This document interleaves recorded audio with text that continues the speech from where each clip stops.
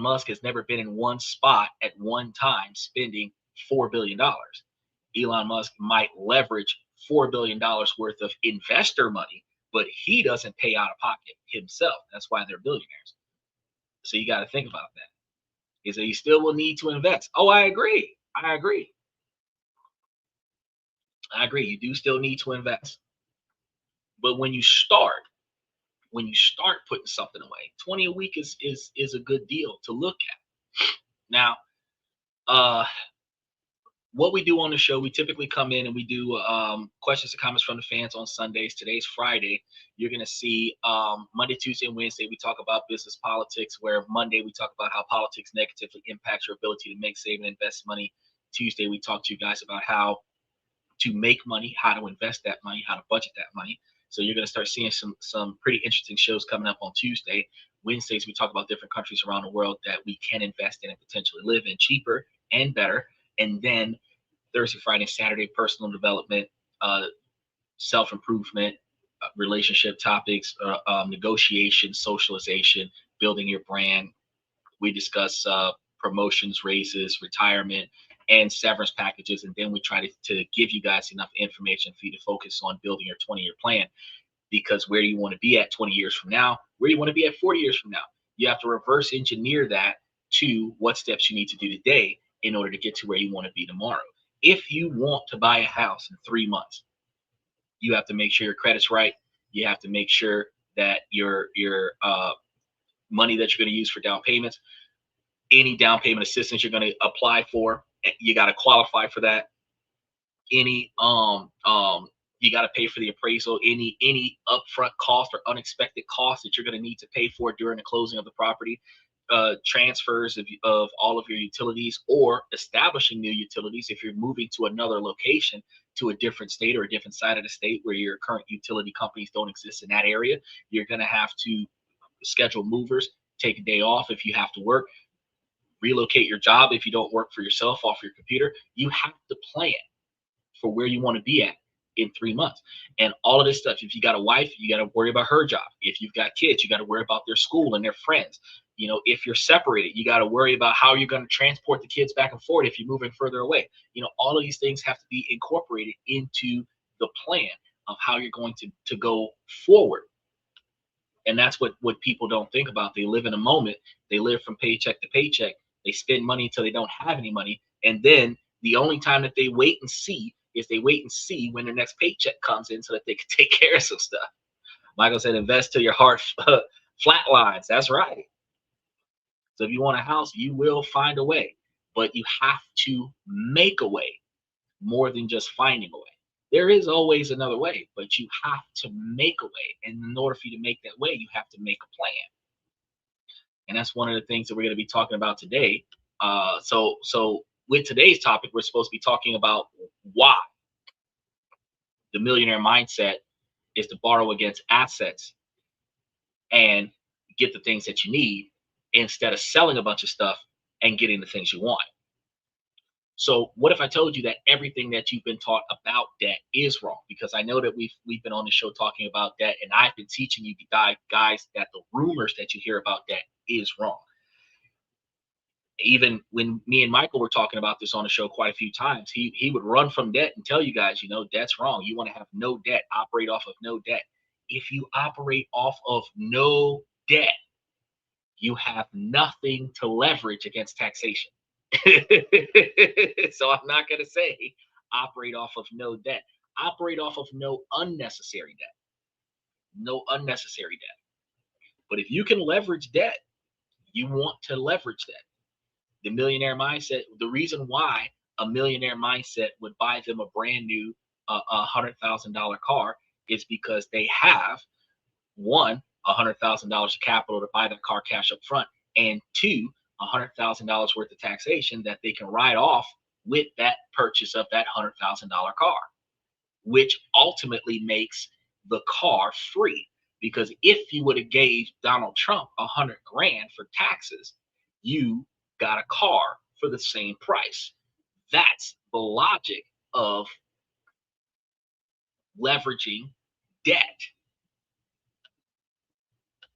Yeah, he said personal debt, yuck. I don't like personal debt. Business debt, okay, that's true. And the thing is that so you don't want to buy your pair of Jordans online and do 6 month monthly payments on a small loan. That's not what you want to do. You know, if you're gonna buy them, you're gonna buy them cash up front, but you're gonna buy them as work shoes, work boots. You're gonna buy them under your business. All of your employees, all 5 or 7 of your friends that work for your business, everybody gets a pair of Jordans, work shoes. Now, the work uniform is a tax write off because it doesn't matter what the work uniform is. What it matters is that if that's what you have to wear for the job, it is tax deductible. Think about that for a minute for those folks that want to buy $350 Jordans at 10 pairs and same freaking shoe in 10 different colors. Think about that $3,500 worth of shoes could have been work uniform. Just trying to throw it out there, right? So when people think about that, they think about it wrong. And for you, it's going to be a loan for a house or a car.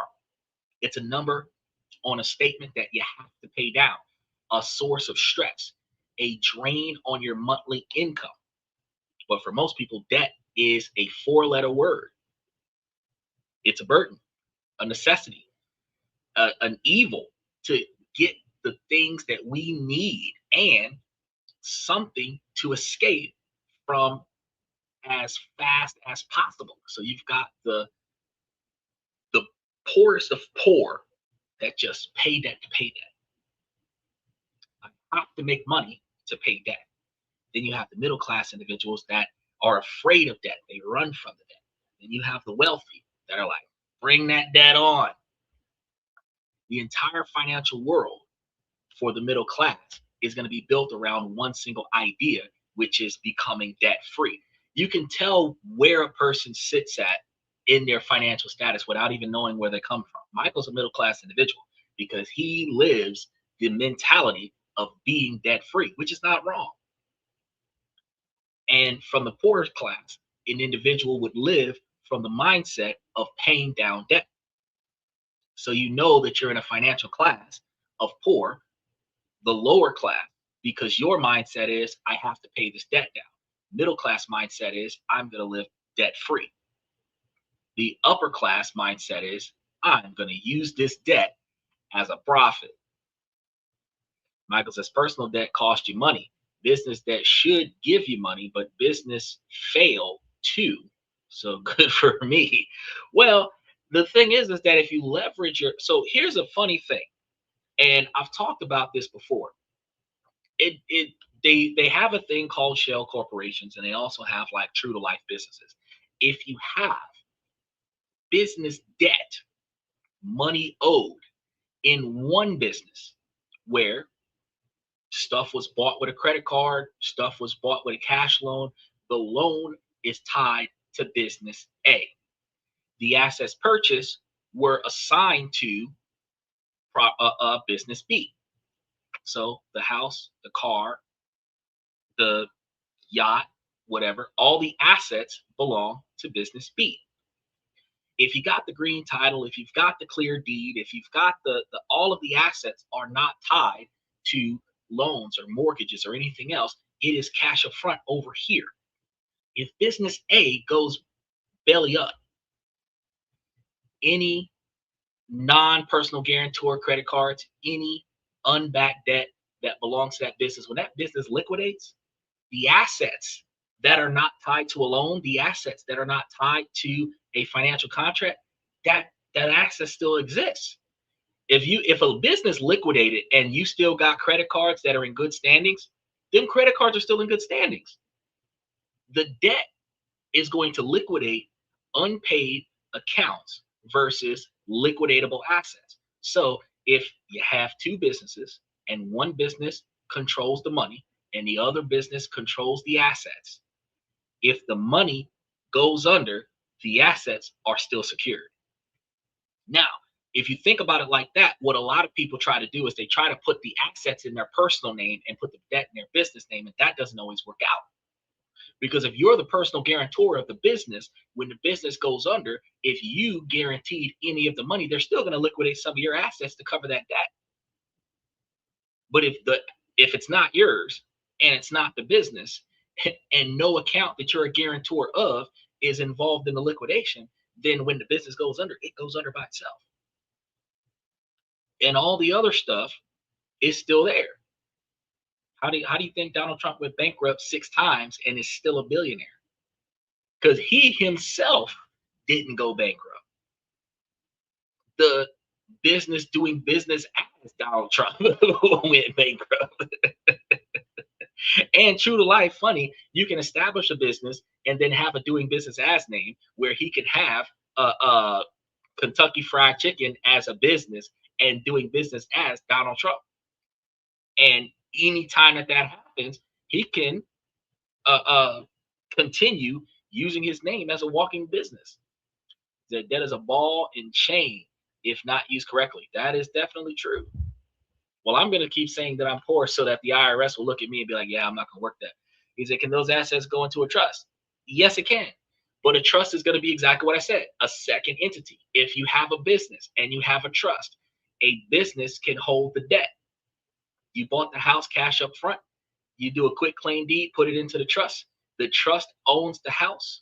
The money that you borrowed, if you took out a cash loan against something else to get the house, you own the house free and clear. The house is in the trust. If the business goes under, the business, the debt, and any assets tied to that debt is going to get liquidated. But the property that's free and clear in the trust, that's not the same. That's secured. And because the trust has got the property, if you yourself are involved in a legal action and you're not the direct person over the trust, where you have a third party over the trustee as a trustee, you're likely not going to be tied to the trust either. Where the trust is going to be its own thing and you just get paid from the trust. Like collecting checks from McDonald's without ever having to work for McDonald's. They're not going to close. They're not going to shut down McDonald's because you got into a lawsuit.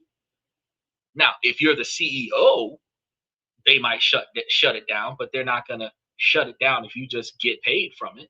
Big difference. It's all in how you set up your trust, and it does actually impact which country you set your trust up in, because a lot of trusts are dissolved in America if you don't set the trust up correctly in America, because America has control over anything established in America. But if you set your trust up in Beijing, America can't do nothing to that, because all of the tax law, the tax treaty laws that they have with transparency is for personal accounts, not trust accounts, not business accounts. So if you set up a trust in a country that's not America and you put the assets under the authority of that trust, all they know is Beijing Bank Incorporated owns this house. That's all you know. But Beijing Bank Incorporated is a trust in Bangkok, not even Beijing. It ain't got nothing to do with America, but America cannot go to Beijing or Bangkok and make that trust or the trustee over that trust do anything with the asset that's in America, because they don't have jurisdiction over that contract, that ownership. You're not directly tied to that. And which is one of the reasons why wealthy individuals do offshore banking, and they not only do offshore banking, they do offshore non-residential trusts, because if they set up those offshore non-residential trusts, they're less likely to have to deal with civil litigation in America that will dissolve that trust, because that trust is not directly tied to the United States. They can't even really do too much taking action on trusts from other countries based on childcare. Because if you have child support that you have to pay, if you're getting paid money, they can garnish the money that's being paid to you, but they can't liquidate a trust in another country to get back child support.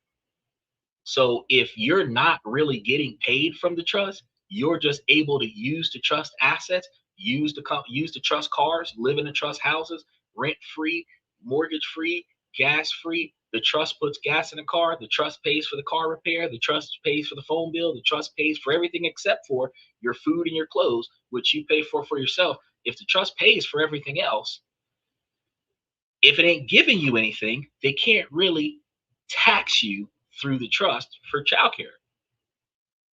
They can put you in jail in the United States. They can make you sell what you own if you own anything of monetary value. But I mean, if you don't own anything but the clothes on your back, how much can you get for all the clothes in your closet? Like I said, transfer the assets to another business. Exactly. That's exactly what you would do. You either transfer it to another business or transfer it to to a trust, and that way, the money is separate from the stuff. Um, when we think about the ultra wealthy, though, they're going to see debt completely different. They see it as a system, a deliberate playbook to control cash flow, legally erasing taxes, and building a financial empire. And this isn't about getting out of debt. This is about using the debt to win. This is the great financial divide because for one group of individuals, debt is a trap. It's used to buy liabilities, things that take money out of your pocket that does not put any money back into your pocket. Think about a car loan for a vehicle that loses 20% of its value the second you drive it off the lot. Think about credit card debt for stuff that's worthless in a year. This is bad debt. This is the debt that me and Michael agree you should not be obtaining. It makes you poorer because the impulse buys that you have for the things that make you smile in the moment, but in a few months or a few years, it's a ornament on the wall in your house. Like, yeah, I bought it, but it doesn't really help you. It doesn't really benefit you. You don't really turn over a profit from it. It's a waste of time, right? It's gonna serve the lender, right? You're not the lender, you're the borrower. So you want to change that. Exactly. Using the tax system. This is the idea that we want to think about leveraging our assets. So when you start deciding if you're going to buy something, we're going to get down to it throughout the show. But one of the things that you want to think about is, can I make a profit off of this? And when you ask yourself that question, Michael's got an old Toyota. Not Michael, Steven's got an old Toyota. If Steven needed to upgrade his car to a newer Toyota, he would reasonably buy a newer Toyota, slightly less miles, reasonably good condition, with very little unacquired maintenance required for him upon purchase. Buying that vehicle cash up front. Doesn't have to be a 2026. He could trade in a 1986 and get him a 2019. It doesn't have to be within it could be a 10-year-old car. He could get him a 2016. And then, because if he's spending the same quantity of money of fixing that 1986, he can actually spend that money to upgrade to a 2019. And why would you upgrade your car in that dynamic? It would be because the parts are discontinued. You can't find a mechanic to fix it. It's starting to cost more money to repair it than it does to replace it. When it's an antique, when it's 30 plus years old, you might want to hold on to it because some antique guy might want to buy it off of you for the same amount of money you paid to fix it, which is kind of a $0 reimbursement. It's a zero sum game. But when you start thinking about reliability, if your 1986 is starting to cost more money per month to maintain than it does for you to make profits while using it, you might want to think replacing it for something that doesn't require a lot of work. In that dynamic, you upgrade the car, but you're buying a car cash up front. So you might buy you a $10,000 Toyota. You can find you a 2019 Toyota for $10,000, a Corolla, a Camry, a Fox body or hatchback. You can find you one. That doesn't cost a lot of money and likely have pretty good miles on it. Now, the difference between that and buying a G-Wagon or buying a Hellcat or buying a 2026 that's going to have the extra $15,000 worth of tariffs included into the price is the need for it. The value of the car. You're not going to make money off of that brand new car the way you're going to make money off of driving to and from work from the car that you replaced with the car that you have now. So if you need transportation to get to and from work and you're buying a car to get it done, it would make a lot of sense to do what Michael says do in this scenario, Go get it from an auction. Is an auction, drive it for a while and then sell it for a profit and do that 5 times per year before you need a dealer's plates. And you can buy them from the auction. You can, but if you're looking for a daily driver, you can just go there one time. You can buy the car. You can hold on to it, and if you need to do something to it, you can take care of it for a little bit, and then it gets you where you got to go. $3,000 to $5,000 from an auction can get you a car that'll last you 10, 15 years. The benefit of that is that you bought a car with the amount of money necessary to get you to and from work, and the amount of money you're making off of your job is more than the cost of the car. So the car almost pays for itself, right? But a $50,000 Hellcat and you're making $30,000 a year, you're not recouping that cost, right? Completely different scenario. He said, in my state, if you don't have a dealer's license, you cannot go to the auction. Yes, you can, because you yourself do not need a dealer's license or an auction's license. You need to accompany somebody with a dealer's license or an auction's license. So what happens is that what a lot of people do at auctions is they will charge you a nominal fee. I can't tell you how much it is because it depends on the person, what city and what state that you are. And you can go with them to the auction, and then they will pick up whatever you want on your behalf, and then you drive away with it. Now, that requires a networking, but you find somebody with an auction's license or a dealer's license or whatever, and they're planning on going to the auction. Hey, can I come with you and pick something up on your license?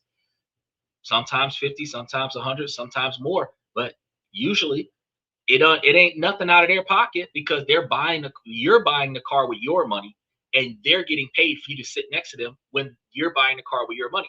Most of the time, somebody with an auction's license is going to say yes, or a dealer's license, they're going to say yes. So you can go without your own individual license, and then whatever you do, whatever the two of y'all do with the car after the car has been bought under the other guy's license, that's got nothing to do with the auction, long as they got paid for the vehicle. So if you go there with person A, they've got a license, you don't, you give them the money to buy the car that you want, they pick it up for you, and then you register it, drive away, everybody's satisfied. The auction got their money, the dealer, person A, they got their money, you got the vehicle you wanted. If they kept the difference, whatever that was, that's their payment. Everybody's satisfied. But you're still going to pick that car up for far less than what you would have gotten if you would have went to a used car dealership and bought that exact same car from a used car dealership. So can you go to an auction by yourself, not know anybody, and then go and pick up a car? Not all the time, because in Florida you do need a dealer's an auction's license, if not a dealer's license, to go to certain auctions. But you also can go to some police auctions where they're selling the cars to the general public, and pick up cars from the police auctions where they seize cars and repossess cars from crimes. I'm not fond of that one. And the reason why I'm not fond of that one, because depending on the previous owner, they might want to collect their car back. And that could leave you in a problem. Once they get out of jail, they want to get their car back. And that might leave you with a problem. But if it's just a regular repossession, it's not going to be that big of an issue. Yeah, dealers only auctions, true. Public auctions, you can. So yeah, just so I got to that right after. Much more public auctions. But Michael, he might have just accidentally stepped into the wrong room, and out of the 300 public auctions there were, the one public auction that week was the one that were dealers only. He walked in and they turned him around. It can happen, but all it takes is for you to look at some of the dealers in the room and say, hey, would you pick up a car for me? I'll pay you to pick up a car for me. They're going to state their price, and if it's reasonable price, you're in. But if you want to do it yourself, yeah, go find yourself a public auction. Go to an estate sale where they're selling the car of the house. Pick up the car. They have some over there too. But the purpose of the discussion is, truthfully, is that you're able to only buy what you need, not the things that you want, and then leverage the things that you get to get more things that you need. or get more things that turn you profits. Because, like I was about to say, the other group of individuals that's not benefiting the lender, this is going to be the few who understand the real rules of money and the debt that is being used as a weapon. It's going to be a calculated instrument of power, precision engineered to acquire assets, things that put money into their pockets. Like, instead of buying a cyber truck, you go buy a fleet of robo taxis. Make you some money off of. For these individuals, debt isn't a loan to be feared, but a tool to be mastered. They don't just avoid debt, they actively seek it out. They love debt. This isn't a contradiction, it's a strategy. And it is the strategy that keeps them in a position of permanent financial advantage. You know, and one of the things that, just like even with this, I told you guys before, there is a company that I found in Florida that will front you money to buy cars from the auction, and then you just got to pay them monthly payments until you pay them back. I think like $50, $60 a month till you pay them back. If you follow Michael's method, pick up a car out of the auction, hold it for a little bit, and sell it. Um, if you contract it with this particular company, I can't remember their name off the top of my head, they use their money, buy the car out of the auction, sell it for more than what you paid for it, plus the cost to hold it. And then after the person buys the car off of you, you pay off the car to the person who lended you the money and keep the difference. So if they're charging you, say, $60 a month, you're going to hold the car for, say, 3 months. That's $180. So you got $200 already on top. Let's say you put $300 worth of maintenance on a $500 worth of maintenance on a car. You're at $800. The car cost you $1,000. You're at $1,800. You sell that car for $4,000. It's a cash car. You made a $2,200 profit off of that car. And if they negotiated the price down $500, you still made a $1,500 profit off of the car. And that's holding a car for 2 months, selling it, and then going back to the auction and doing it again. It is something that can be done. And if you're the kind of person that only picks up cars from the auction that are requested by individuals who want specific makes and models, you already have a buyer before you go to the auction to buy the car. Then when you get the car, you're contacting the client saying, hey, I got what you're looking for. And you can sell it to them right off the tip. And that keeps your inventory low if you were trying to go down that path. But that requires you to go to the auction often. I'm too lazy for that. So today we're going to be pulling back yet another curtain on the advantages of this very kind of playbook of leveraging your assets to gain more wealth. And we're going to go beyond the simplistic good debt versus bad debt advanced discussions that you've heard of thousands of times. We're going to deconstruct how the rich use debt not as a simple loan, but as a sophisticated system for financial dominance. This is going to be the conversion that you need. And this is the very conversation that you were never meant to hear. Really, while I was thinking about it just now, you know that you can structure a trust that is capable of loaning you money, and then you pay that trust back with interest. And whatever you borrowed out of the trust, you use that capital to pay whatever it is that you're trying to pay for, and then you can take whatever you got to take and pay back the trust over a period of time. And as you're paying back the trust, that's paying back a loan. Yeah, the trust is going to be paying taxes on any profits that it makes off of loaning money. But if the beneficiaries can borrow from the assets in the trust, if the beneficiaries can borrow liquidatable assets from the trust, then the trust, it's, instead of you having to take a hit on your credit report to ask a bank for money, you can take a hit. You don't even have to take a hit. You can just contact your trustee and say, hey, I want to borrow 100 grand. You got to pay it back 150 grand. Who cares? I'm just saying, for example, it could be something different. It could be 10%. You could say 10 or 20%. I want to borrow 100 grand. You got to give me back 120 grand over the course of X number of whatever. And now you're doing lower monthly payments. You're guaranteed the loan. The The trust is going to turn over a profit because you're going to be paying back the debt. You're able to get the asset. The asset separate from the debt. If you're doing this with family that is going to take care of the trust, not family that's just going to take all the money out of the trust and run, you would be able to build wealth because your credit score will never have a credit hit on it for a loan.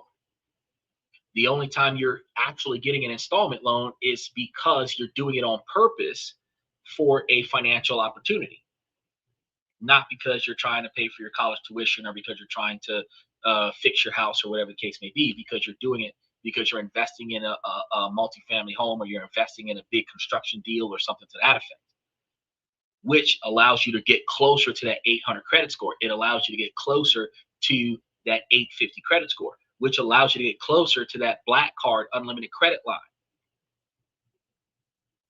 Just got to tell you, people don't think about these things. Make sure y'all mash these reaction buttons as we keep going through tonight's show. Michael says, I was at KFC the other day talking with a DoorDash driver. He says he makes about 200 to 300 per day.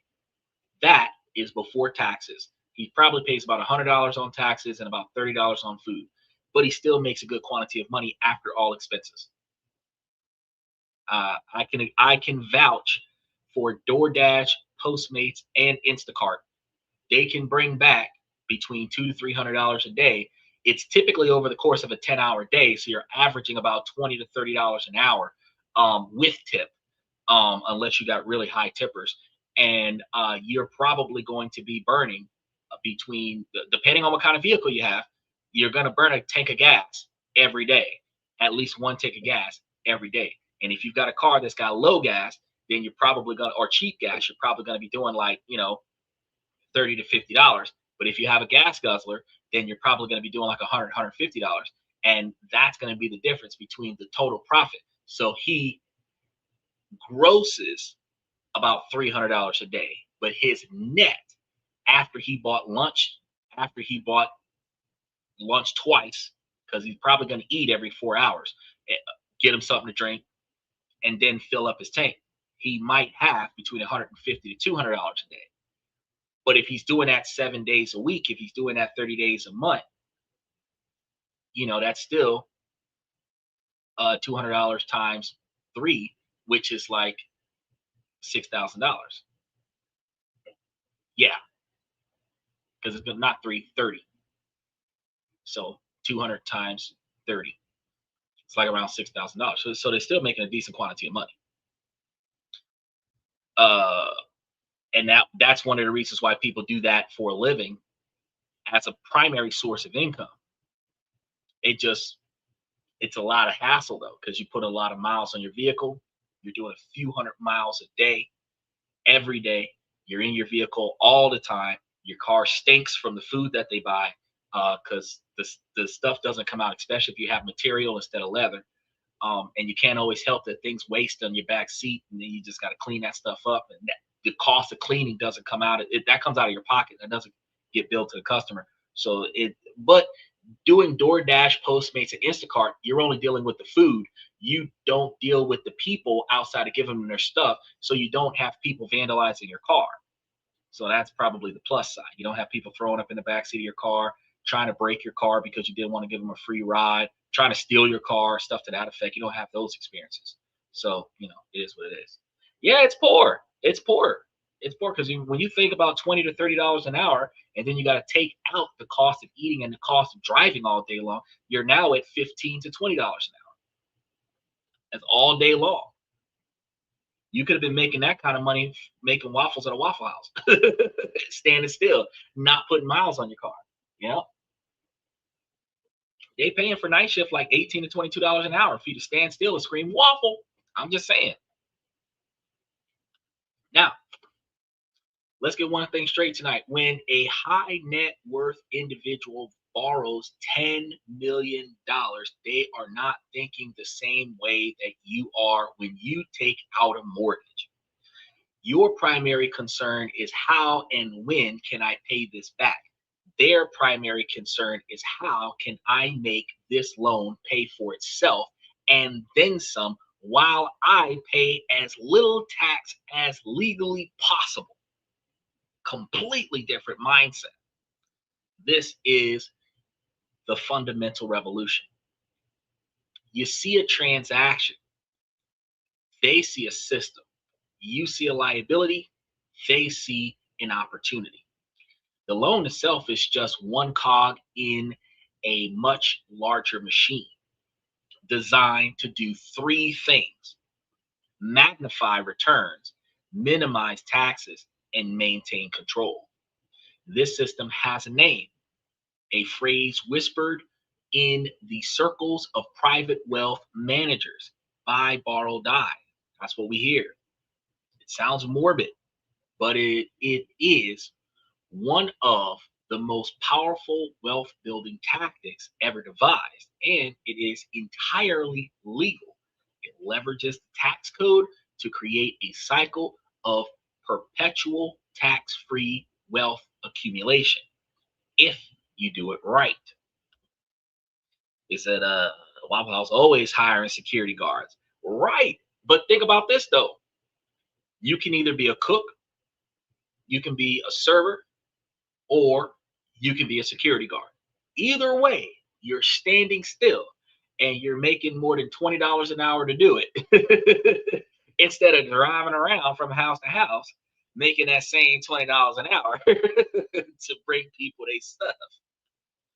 I know the window is open. That's why the books is gonna move. They supposed to move. It is hot, and I'm not wasting money on the he said you gotta sub keep going.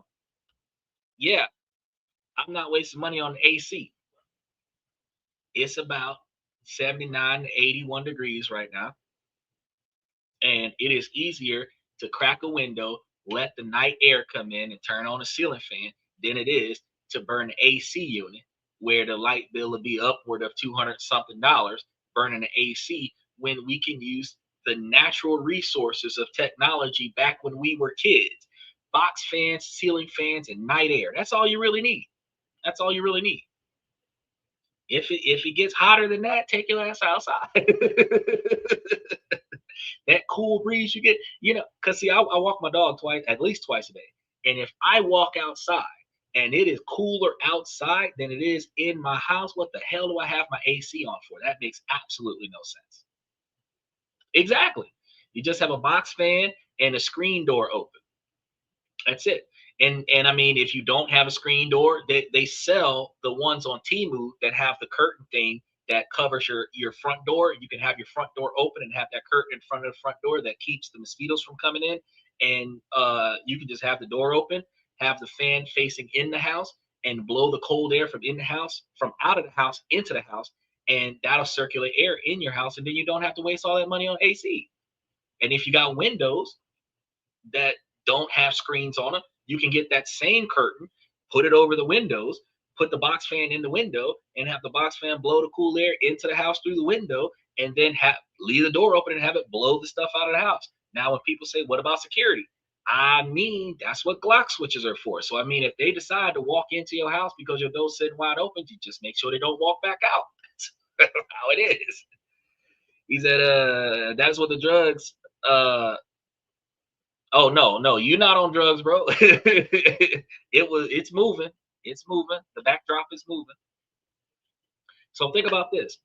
The normal way to get cash from your investment is to sell your investment, no matter what you have. You buy a stock for $100, it grows to $1,000. To use the $900 profit, you have to sell the stock, right? The moment you sell, you trigger a taxable event, um, and you owe capital gains on the taxes at the point of profit. Depending on where you're living, that could be 20% or more. So your $900 profit instantly shrinks to about $700 or less, especially once you cross over the threshold of like $14,000. He's at loaded 410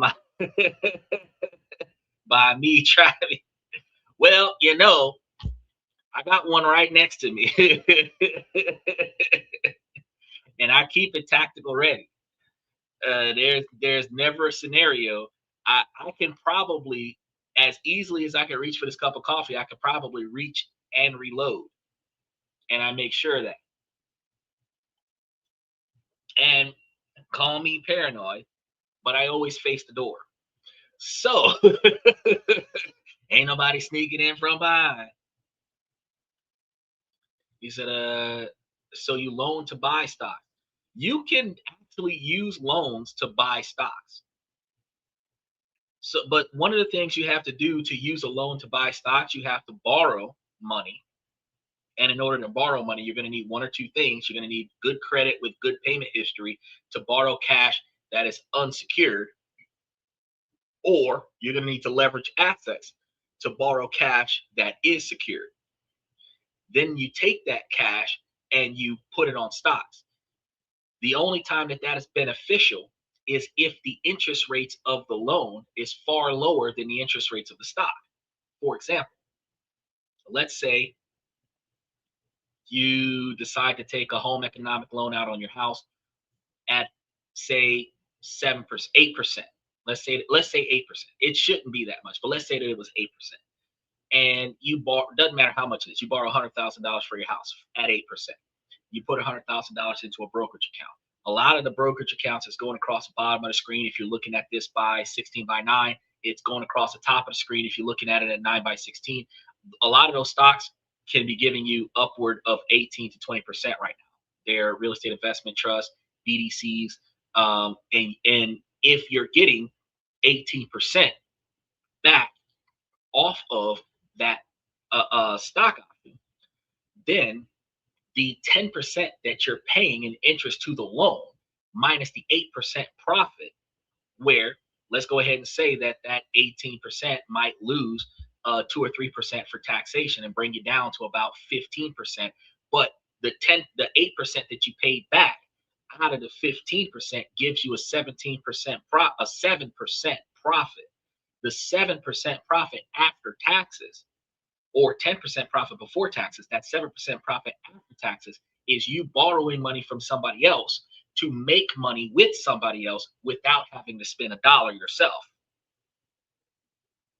So even if you leverage your house for 50 grand or leverage your house for 100 grand and you put that 100 grand into a brokerage account that was paying you back 10% more than what you owed for the loan, you could pay the loan back and keep the difference. Now, the difference is going to be taxable income because the 8% that you're putting on the loan is going to be covered under paying back the loan tax blanket. The 10% difference, that's going to be the taxable income because it's not going towards a loan. Now, if it's going towards another loan somewhere else, that's how you cover the spread.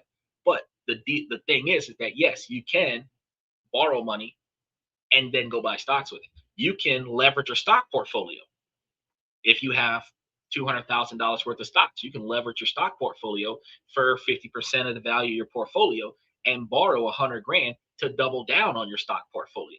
And now you got $300,000 in your stock portfolio, which allows you at the same levels to gain back more money. It just depends if the interest rates on that line of credit is lower than the interest rates on your brokerage account.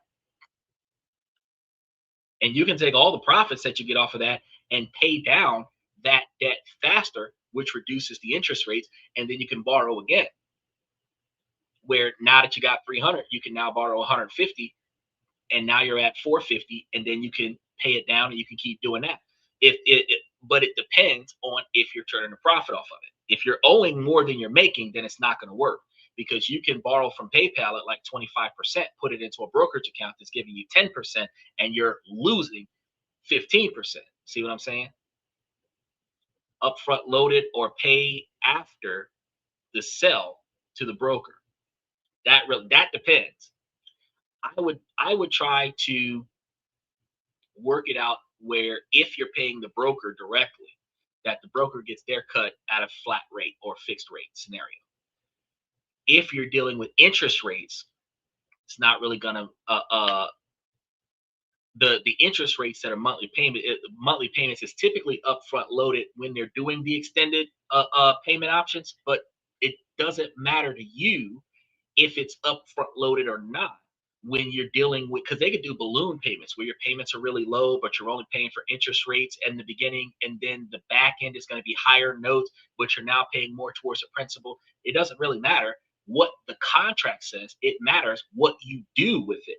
So even if you have a $200 a month thing that's a balloon payment that's going to be $700 a month in like 10 years, if you're paying $1,000 a month right now, you can pay that shit off before it gets there. So whether or not it's upfront loaded or back loaded or um, on sale to the broker, what matters is how you decide to utilize the capital to make money, and then how you decide to pay on the debt is when you calculate the opportunity cost. He says, so how is this done with student loans without taking a risk of losing a lot? Simple. Your student loans have lower interest rates than housing, at least up until June. Your government backed loans are going to be between 4 and 7%. You have secured loans that are going to be interest deferred and payment deferred until you graduate. You have unsecured loans that are not going to be interest deferred, but it will be payment deferred until you graduate. Each loan that you take out, the payment is deferred. So you're not spending that money, because if you've got grants and scholarships that's covering everything else that you need, the loans that you take out is extra money, typically going towards room and board, but you already got a job covering room and board. So the money you don't need from the student loans that you're borrowing against, you can put that into a brokerage account that's making 15, 18% interest. If you only owe the school 6% and you're making 18%, you've got a 12% profit off of that. You're not going to make your first payment on student loans until 6 months after you stop going to school. So if you're going to be in school for the next 8 years, you are payment free for 8 years. And that 8 years, that money is sitting in a brokerage account making money. Now, when you stop going to school, when your money is due, they might start charging you $500 a month. You have a brokerage account that can give you $750 a month. And as you make those payments on your student loans until tax laws change, that is a tax deduction. That's how you pull that off. And now Donald Trump put a cap up to $200,000 on undergrads. So if you can get 200 grand out of your education, and you didn't need that 200 grand for your education, and you put that 200 grand into a brokerage account that is making more interest back than what you owed in interest for the undergrad, then by the time you get out of school, you've got 200 grand that's potentially giving you 15% interest, which is $30,000 a year. And if that $30,000 a year is going on your student loans, you are not paying out of pocket for your education. Your education is being paid for by your brokerage account. So now you're paying and if you had $200,000 worth of debt and your brokerage account is paying $30,000 a year towards that debt, then that debt would be paid off inside of what, 4 years. And as you're putting 30 grand at a time down, that debt's going to go down. Your credit score is going to go up. Your payments are going to look sexy. You're not going to have to worry about that. He said, so let's just say average Joe, 40,000 yearly. How would you build actual wealth? Well, average Joe making 40,000 a year should be living at 30% of his income. And that would be around about $15,000 a year if you're doing it right. If you got a lot of stuff that you want to live off of, you're going to be living on 20,000 a year. Out of the 20,000 a year, the other 20,000 a year could be going into a brokerage account. If it were going into a brokerage account, then you would be able to make yourself a millionaire inside of about 15 years, 10 to 15 years. So instead of lifestyle creep, as you make more money, you buy more stuff. As you make more money, you get bigger houses and get bigger cars and take more girls out on dates. Instead of doing that, you deal with what you need and do that for 10 to 15, and you're a multimillionaire. You're now making back, even at 15% interest, $150,000 a year off of $1 million, where you're making 4 times more than what you were making off of your regular $40,000 a year job.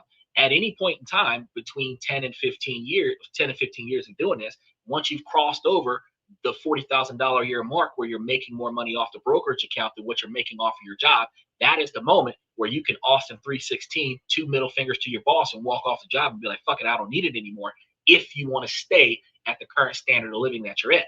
But if you want to upgrade from the $20,000 a year lifestyle to a $40,000 a year lifestyle where everything is bought and paid for. So think about exactly how expensive that is.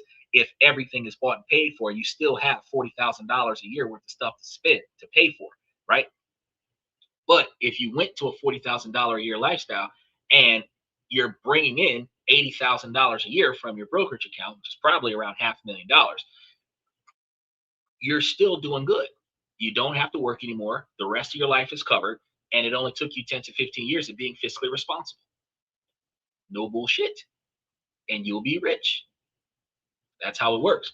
So don't waste the money. Another way that you can do it, you could be making 35,000 a year. You could be dating a chick that's making 40,000 a year. Y'all are together making 75,000 a year. Y'all could live off of 45,000 a year, which allows y'all to put away 30,000 a year, which means that y'all can still do the exact same thing and make yourselves millionaires within 10 to 15 years. Y'all just have to not fuck up the relationship, not fuck up the money. You'll be millionaires within 10 to 15 years, multi-millionaires, talking about $1.5 to $2.4 million within 20 to 25 years. And y'all be able to travel the world. Your house will be bought and paid for. All your cars will be bought and paid for. Your kids would have a paid ride through college, and y'all would not need to work anymore. Y'all would not have any more stress. That's how you do it. It's being responsible. But as long as you are making 40,000 a year, you're spending $45,000 a year, your ass is always going to be broke.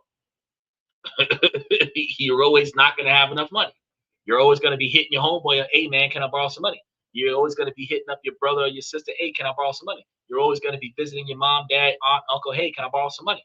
Or since you know that they'll give it to you, you don't have to ask. You just pass by them, dragging your feet with your head down, big sigh. Oh man, I wish I had X number of dollars to do X, Y, and Z, so that they could just give it to you, so that it's a gift instead of a request. Either way it goes, you're in a situation where you're putting your pride on the line to tell people that you can't afford to take care of yourself when you could have just took care of yourself.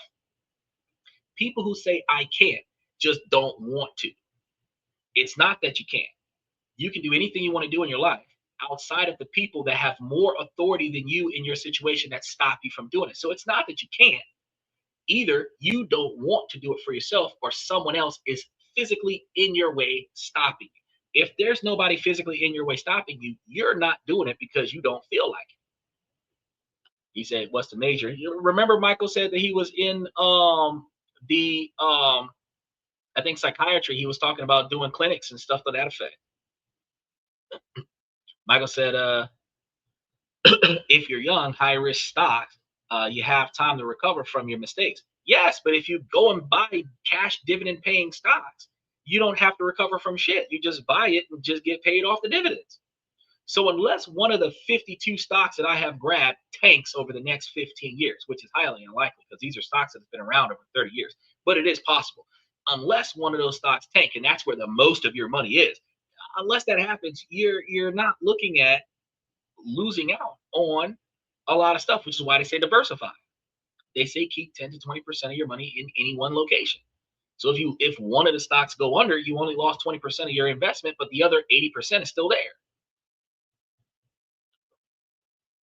He said, biggest mistake, not starting. I keep telling them that. The biggest mistake is not starting. The biggest mistake is telling yourself, I'm going to start investing after I pay off all of my debt. You should start investing while you're paying off debt. You should take some of your money and put on your investment first, and then take some of your money and put it on your debt. You should take your entertainment money and put it on your investment opportunities, and then take bill money and put it on debt. As your brokerage account goes up, your debt goes down. You should have the ability to see results on both sides. Yeah, become an auto dictator. I said that wrong. Auto did that. Look now, the old school using high-tech words for saying be financially responsible with your shit. The wealthy are going to look at these investment opportunities and see an unacceptable loss when you're wasting money on impulse buys that don't generate wealth. Not just of the tax money, but of the future growth that money could have generated when you're wasting money on things that don't turn you profits. So they ask different questions than what everybody else asks. How can I access the value of my assets without selling them? Because you don't want to sell stuff. You don't want to sell stuff if you don't have to. The answer is to borrow against them. A loan is not considered income by the IRS. It's a debt. Therefore, it is not a taxable event. This is going to be the key to the whole system. Dictator. That's what I keep trying not to say. I'm an auto dictator. Be a monetary dictator. Now, look, by pledging their appreciating assets, assets that increase in value, their stock portfolio, their real estate, as the collateral, they can get a loan from a bank for a huge chunk of assets value. They can get cash to live on, to invest, or to buy other businesses in, all without selling a single share and without having to pay a single cent of capital taxes. Autodactive. But see, you didn't have the TIVE, you had autodact up there.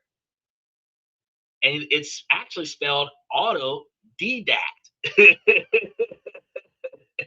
AUTODIDACT, not autodactive. I can pronounce autodactive, but autodidact is completely different. See the difference between what you got there? You see, so for those of you that's looking right there, autodidact, autodactive. Y'all see that? Y'all see that? Autodactive. That's two different words now. I know. Big thumbs. Big thumbs and autocorrect that just messes up the text. And after you hit submit, it's like shit, I can't edit it. But well, let that sink in for a second. Let that sink in. When wealthy individuals, when they get cash, but the original asset is still sitting in their portfolio, growing, compounding, and appreciating in value, they have successfully separated the liquidity from the ownership of the asset. And this is a level of financial engineering the average person is never taught.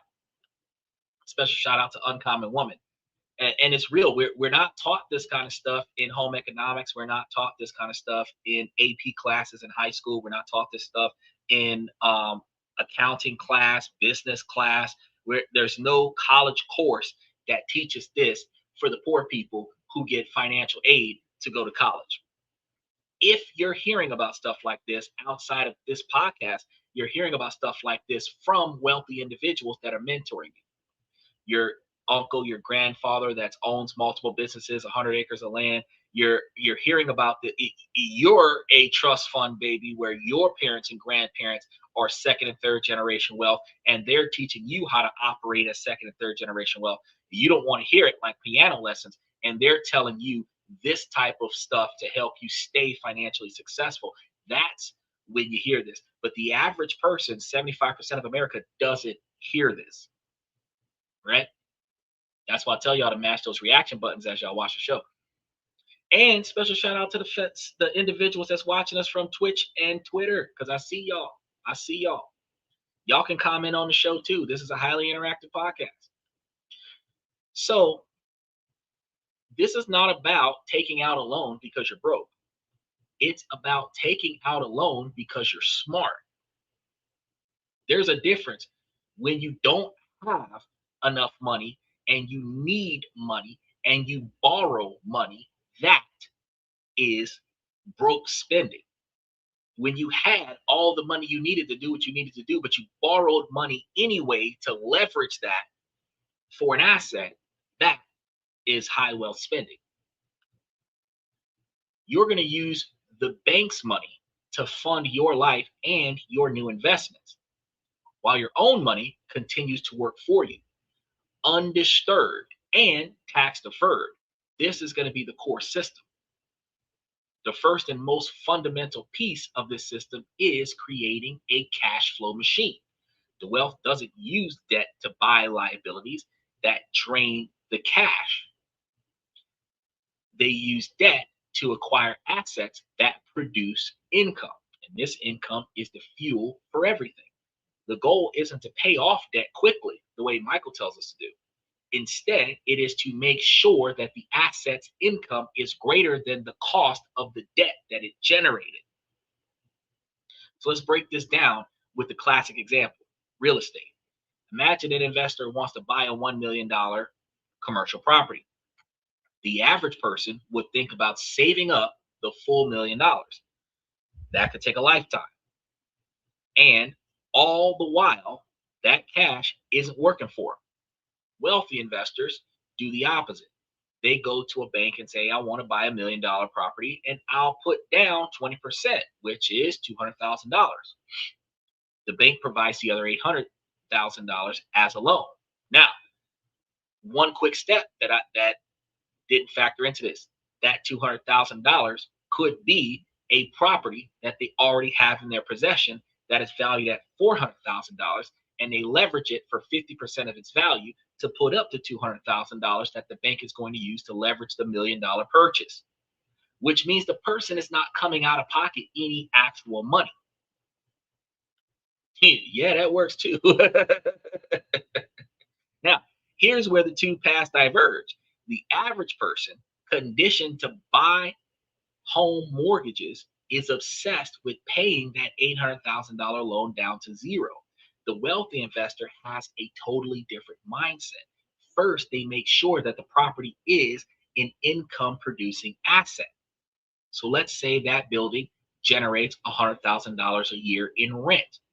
An annual mortgage payment on that $800,000 a year loan might be around $60,000. Add in property taxes, insurance, and maintenance, call it another $15,000. So the total expenses is about $75,000. So the asset brings in $100,000 and its total cost is about $75,000 that you have to hold. This leaves a $25,000 surplus of positive cash flow that goes right into the investor's pocket. Let's pause here real quick. He said, what's the loan rate? Doesn't matter. It doesn't matter what the loan rate is. What's my loan per capita? We just said it. They're loaning you $800,000. You're generating $100,000. You're required to pay $75,000. You're profiting $25,000. So off of leveraging a $400,000 property that you already own for $200,000 worth of collateral towards the loan, so that the bank can give you the other $800,000 to buy $1 million property that's now paying you $100,000, and you take $75,000 and pay it back, and you keep $25,000. You leveraged a $400,000 property for a $25,000 a year profit, where you did not have to spend a dollar. Some people are going to say that's not a lot of profit. Well, probably not for the average thinker. But when you think about the fact that you had a property, might even be your property, that's not turning a profit. You leveraged it for a $1 million property that is now putting $25,000 into your pocket. You don't have to get rid of the asset you already have. Now you have a second asset that's worth $1 million or more. Between the two properties, you might have $1.5 million worth of assets there, and then you're still pocketing $25,000 a year, which again, the average person that owns everything, $25,000 a year is enough. $25,000 a year is not enough when you're renting, because the property might cost $2,000 a month by itself, and that's $24,000 a year. But if you own your own home and you own your own car, those are the two biggest expenses that you have. And then your phone bill, if you're doing it wisely, is like $100 a month, which is like $1,200 a year. Utilities should be less than $500 a month, which is less than $5,000 a year. So that's $6,000 a year. And groceries is less than $500 a month, which is less than $5,000 a year. So utilities and groceries is $10,000. Your phone is $1,200. So that's $11,200 out of $20,000, $25,000. You still have 14,000 more dollars that you can't find anything to do unless you had an outstanding mortgage or a car loan. Oh, car insurance, but car insurance is going to run you another, if you got low car insurance might run you another $2,000. But that brings you from 1,100 to 1,300. And out of $25,000, that still leaves you with $12,000. So what are you doing with the other $12,000? A lot of people clubbing, hanging out with their homies, wasting money on chicks. But if that other $12,000 was going into a brokerage account, you got everything that you need, and you can actually live an affordable lifestyle with $24,000. Now, women want a man with $100,000, but if he owns all of his shit, he doesn't need $100,000. He really only needs about 24 to 25. If you got two people, 30. That's all you really need to make sure that everybody's got what they need. Because the cost of a woman's upkeep is about $15,000 a year. So if the man is only living off of $12,000 or $13,000 a year, the other 15,000 is 28,000, and that's still under the 30,000, and everybody gets to eat. So 20,000 per door is great. Yeah. Well, it's 20,000 average for the entire complex, but I mean, if it was 20,000 per door, that would be great. But we're not talking about $20 per door. We're talking about the overall profit from the property. So the investor would have used a $200,000 asset, or obtained $200,000 of cash, and put that up to control $1 million asset. And then the debt wasn't a burden. It actually was the key that unlocked the deal. And who's going to be paying for the debt? The tenants. The rent checks are what covers the mortgage, the taxes, the insurance, the repairs on the property. The investor has effectively outsourced the cost of the debt.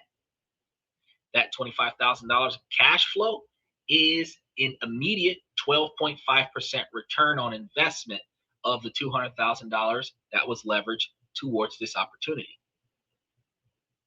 That's already fantastic. But the machine has other gears turning, because while the tenants are paying the mortgage, part of every payment reduces the loan's principal. And this means that the investor's equity in the property grows ever so slightly every single month, automatically. So they don't have to do nothing. The debt is shrinking, paid for by someone else. At the same time, the property itself is hopefully appreciating in value, as long as you're taking care of it and the tenants aren't destroying it. And if that $1 million property appreciates by 3% in a year, that is now going to be $1,030,000. That's another $30,000 in wealth created on paper. So in just 1 year, the investor has pocketed $25,000 in cash, had their debt paid down by thousands by the tenants, gained $30,000 in appreciation. And all of this was made possible by taking out an $800,000 debt, a debt that was an amplifier. It was the tool that turned $200,000 into $1 million cash flow asset. This principle isn't just for real estate. It is used to buy businesses, acquire dividend paying stocks on margin, and any other venture where the assets return outstripes the interest rate. The goal is always the same: create a machine where the asset pays for the debt and leaves you a profit, all while the asset itself grows in value. He said the house is on average 1/3 of your monthly income, including utilities, insurance, etc. That's the way it's supposed to be, but that's not how Americans currently live. And that's one of the reasons why I tell people they're doing it wrong. Because since the cost of the house should be 1/3, it's 30% or 33% of your standard of living. If you're making 40,000 a year, 25% of that is 10,000 a year. 30% of 40,000 should be close to about 15,000, which is 1,200 to 1,500 a month. And if you're paying more than that, you're wasting your fucking money. If you're paying $5,000 a month and you are making 40,000 and 45,000 a year, you're paying too much. And it's not because they're overcharging you. It is because you chose a luxurious life with a broke man's income, and that was not beneficial for you. So if the cash flow machine is the engine, the tax shield is the high octane fuel. The wealthy knows it's not just about how much you make, it's about how much you keep. And debt is one of those best tax reduction tools on the planet. This involves two key components: interest deductible and depreciation. So the deductibility and the depreciation. Let's go back to our real estate investor. They borrowed 800,000. The interest paid on the business debt is tax deductible. If the $60,000 in the mortgage payments includes $45,000 of interest in the first year, that $45,000 is deducted from the $100,000 of rental income. But it gets even better. The tax code allows for another phantom deduction called depreciation. The government lets you deduct a portion of the building's value each year for wear and tear, even though you didn't spend any actual cash. So for a commercial property, this might be another $25,000 a year that you can deduct. So let's do that tax math. The property generated $100,000 in real income, but for a tax purpose, the investor deducted $45,000 in mortgage interest and the $25,000 in depreciation. The taxable income isn't $100,000, it's $100,000 minus $45,000 minus $25,000, which is $30,000. They pocketed the real cash profit of $25,000, but their taxable income could be even lower than that, because in some cases you could show a paper loss for tax purposes while actually collecting positive cash flow. The debt, though, the debt is through its deductible interest, has created a powerful shield against the taxes. Because the other issue that we have here is that if you're paying employees out of the other $30,000, the business doesn't pay taxes on taxes that are going to the individuals. Now, let's scale this up to the borrower and the die parts of the strategy. The investor's portfolio assets has grown to $20 million, but their original cost was only $2 million. If they sell, they face massive capital gains taxes on the $18 million. Instead, they take out a loan against this entire portfolio, often called a securities-backed line of credit, which is what we've talked on the show before. They might borrow about $5 million out of the $20 million, but this cash is not taxable. They can use it to buy yachts, fund new businesses. Meanwhile, their $20 million portfolio is still growing, tax deferred. This brings us to the final jaw-dropping move, the die component. Under your current US tax law, when a person dies, their assets get a setup in bias. They're stepping it up in bias. This means the cost bias for tax purposes is reset to the market value on the date of death. So that $20 million portfolio was the original $2 million cost. When the owner passes and it's sent to their children, the children don't inherit a $2 million cost bias. They inherit a $20 million cost bias. And the entire $18 million capital gain that built up over the lifetime is legally a permanent erased profit. It will never be subjected to the capital gains taxes because it is actually the principal that is now being passed on to the next generation. So the children can now sell the entire $20 million portfolio the next day and pay zero capital taxes. And the $5 million loan, they simply use part of the $20 million to pay that off, walking away with a $15 million free and clear portfolio. He said, we were just talking about networking, and I got all these text messages from people about garage sales and estate sales this weekend. Networking. Xander taught me about it. I'm trying to tell you. So by Networking with other individuals in garage sales and estate sales, you now have people offering you things that you don't have to go look for, and then seeking things that you don't have to market, which saves you money on connecting the product to the provider, or connecting the product to the customer, where now you're the middleman of a sale where you already know who wants and you already know who has, and you're going to get a profit from putting these two people together.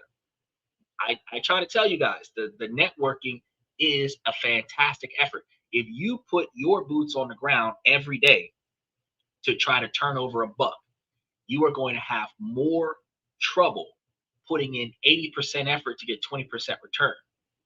If you put word on a street for other people to put boots on the ground, where you are now the source of information and that information is the source of profit, you don't got to go anywhere. All you got to do is answer the phone and make a few phone calls. And that takes far less effort. And at 71, 72 years old, Michael, that is fantastic that you can answer the phone and get the job done. And now all you got to do is just pay somebody else to move the stuff for you. Fantastic effort. So I'm proud to hear that I was able to benefit you with the networking. I'm trying to tell y'all, this stuff works.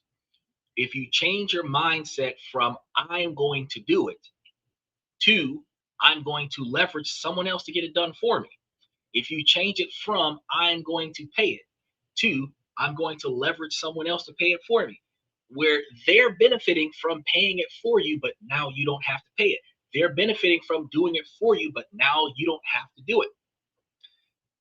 The mindset shift from being a employee to being an owner is the shift from physically getting the job done yourself to delegating the task to someone else to get the job done for you. Now, the cost of doing business is the cost of doing business. If you sacrifice a percentage of your profits to offset the workload to somebody else, you buy back your time, you buy back your peace, you buy back the lack of stress that you have from trying to get all the stuff done. One of the reasons why hiring attorneys allows for your legal cases to be done in a more smooth fashion, they worry about your success and you worry about something else. The reason why you have financial advisors that handles your wealth, they worry about your money, you worry about spending it. This is the reason why you delegate. A lot of things can be automated through fintech, putting up machines to monitor the money, move money around, invest in other things, and that can work for you. But at some level, you're going to reach a point where the money has to be moved around manually. And if you have somebody getting paid to do that, you're likely to see more results. Now, yeah, if you put a third person in there, you might have to put a fourth person in there, because that fourth person might have to audit the third person to make sure the third person's doing it right. But regardless of the fact, as long as your money is where it's supposed to be at and you didn't have to do anything to get that done, you can live a stress-free life. Your kids and your grandkids can also live the same stress-free life by automating your system, removing yourself out of the operation, and still getting paid for its existence. This is the full sequence. And then we have to recognize, when you're buying the asset, borrowing against them tax-free, then upon death, all the gains are wiped out by the step up in bias. Debt was the key that unlocked the money, and the tax code provided the shield that protected it. It's not a loophole, it is a fundamental feature of the tax system. And the wealthy have built the process around this very system to preserve their capital across generations. The third pillar that we're going to deal with here is going to be wealth creation that goes into overdrive, using debt as a lever to amplify returns. This concept is known as leverage. This is the difference between growing rich slowly and building a fortune fast. It means using other people's money, OPM, to magnify your own gains. So let's use a simple stock market example. You have $100,000 invested. First path, the all cash investor. You take your $100,000, you buy an index fund, the market goes up 10%, your portfolio is now worth 110,000. You made a $10,000 profit, a 10% return, not bad. Part two is the leveraged investor. You take your $100,000 and you use it to control a $500,000 portfolio. You've borrowed $400,000 at an interest rate of 5%. This is a 5-to-1 leverage. The market has been the same 10% a year. Your $500,000 portfolio is now worth $550,000. That is a $50,000 gross profit. Of course, you have to pay back the interest on your loan at 5% on the $400,000. That's $20,000 for the year. So your net $50,000 profit gain minus $20,000 interest equals a $30,000 overall profit. So let's compare that. The all cash investor made $10,000. The leveraged investor started with the same $100,000 in the same market and made a $30,000 profit. A year return wasn't 10%, it was 30%.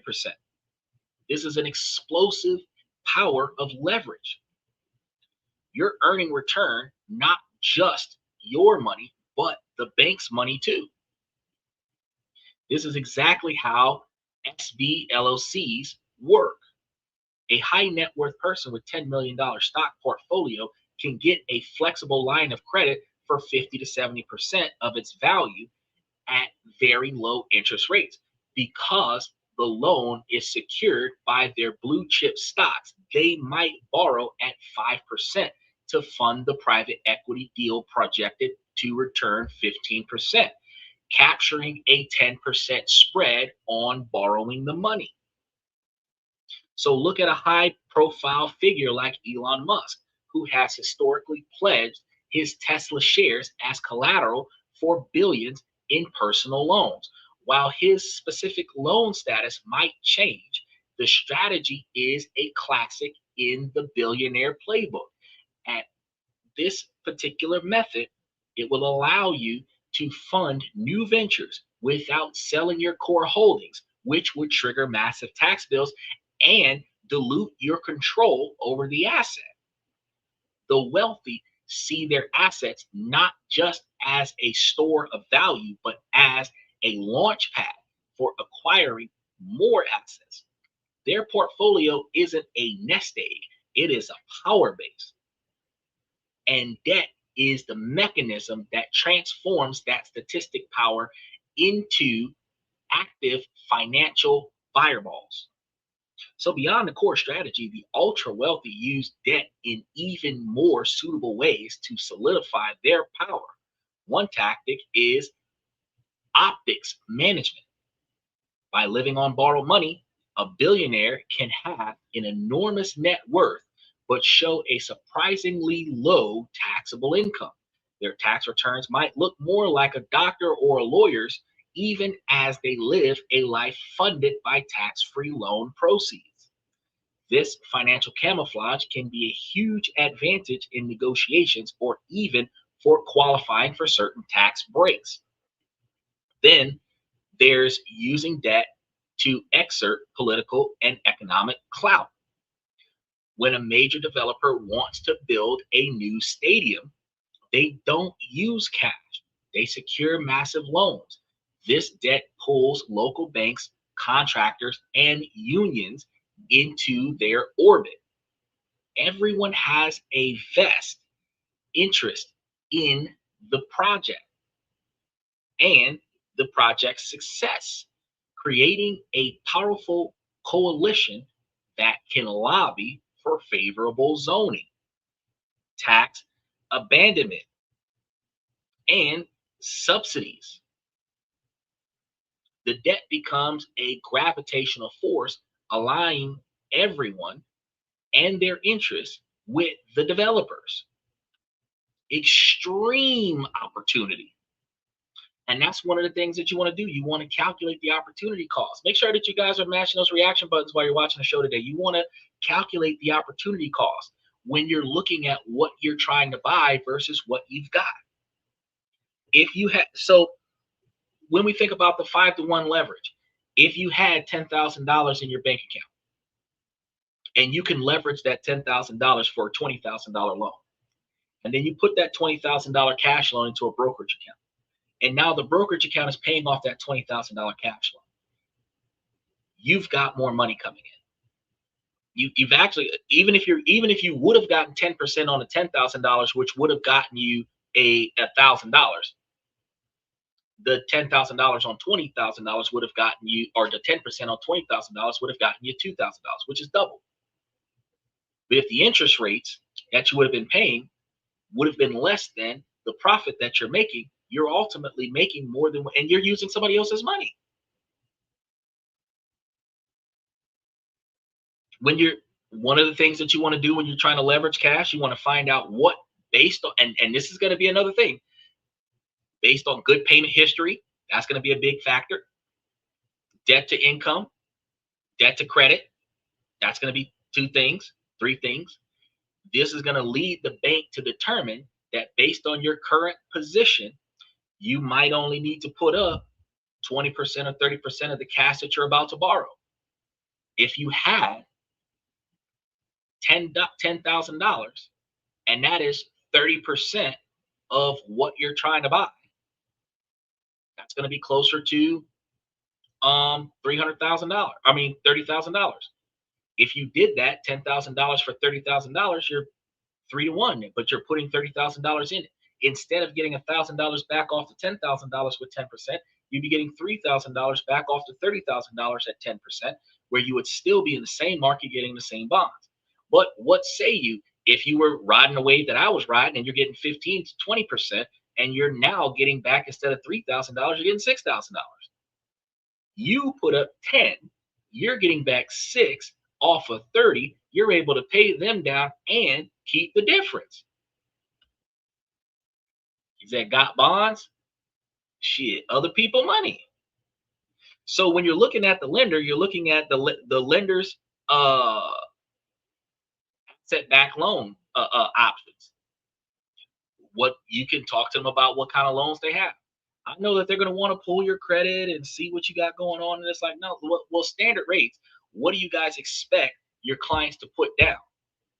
You can give me ballpark figures based on certain brackets, certain financial brackets. Each individual person is going to be different, but y'all have a standard operating procedure that if you're in the 650 to 700 range, you might have to put down a certain percentage. If you're in the 700 to 750 range, you might have to put down a certain percentage. Mights are not guaranteed, but it gives me an idea as to what I'm capable of and what I'm willing to do. You know, you're not trying to hold them to it. It's like, look, hypothetically, just for the sake of conversation, I'm not holding you to this. You're not giving it to me in writing. Hypothetically, what do you guys operate at? And you can find out from certain banks, from certain bank managers, what do they do with their loans? Because some people don't know, and they're going to keep saying it depends. I have to pull your credit score. It has nothing to do with my credit score. Y'all have a standard operating procedure in a certain bracket. What would you do? Let's say that you were hypothetically operating with a 685 credit score. How much money would you expect that person to put down? Let's go off of a hypothetical 690 credit score with no late payments over the past 2 years. What kind of down payment would you ask off of that? And oh, well, it depends on the debt. Just ballpark figures, top and bottom. You know, little to no debt, what would you expect? A lot of debt, what would you expect? And they'll give you a ballpark. They'll break it down to you. At some point, they'll break it down to you. When you set enough parameters in a hypothetical question, they'll answer a question. And then you know, okay, well, based on this bank's operating procedures, I might need to put more money down to get that money than what I would with this bank. So then when you're looking at opportunity cost, the interest rates versus the amount of additional capital you can borrow against determines which bank you're going to try. But this typically works when you have either 100% asset-backed loans where they're not going to tell you no, or a marginal asset-backed loan where you're going to be putting up a certain quantity of capital to offset the extra money. Like what you did with the real estate, they leveraged the property, the value of the property, and you put up the difference, and then they gave you the 800,000. But if you're getting a cash loan, the cash loan, you might be able to get a cash loan with, like I said, 10 or 20% down if you got good credit, good payment history, and low debt outside of student loans. If that's the case, then you work that out with your bank and you draw back those assets. Now, an even more aggressive way to do this is going to be the strategic default. Now, this is mainly for non-recourse loans. So this is going to be where the collateral is the only thing the lender can seize. A wealthy investor can use this to take a calculated risk on a speculative project. So if it pays off, they win big. If it fails, they hand the keys back to the bank and walk away, protecting their core fortune. The debt is structured to isolate risk, creating a safety net unavailable to the average person. He said, let's go shopping. Now, we're not going shopping. We're investing. We're going to put the money in the right place. Now, these plays show that for the rich, debt isn't just a financial calculation. It's a multifaceted tool for managing perception, wielding influence, and isolating risk. One of the better parts about a no recourse loan is that if you have enough money in play where the lender believes that there's a decent quantity of profit in there, that they will put up the money on your behalf. You're going to do the best you can with this deal. You having a backed lender can then leverage this to other investors, leverage this deal to other investors, and now you can have a 100% investor-backed deal where, depending on the number of years of performance that you need, the investors are investing in the performance. You start showing the return, you can pay everybody back, and you keep the difference. But if this deal flops, the investors are only going to get what's left over after the asset's been liquidated. But you personally are not going to have to sell your house and your car to pay off all of these people. He said, you worry too much, jump each hurdle as they come. No, sir. You have to plan.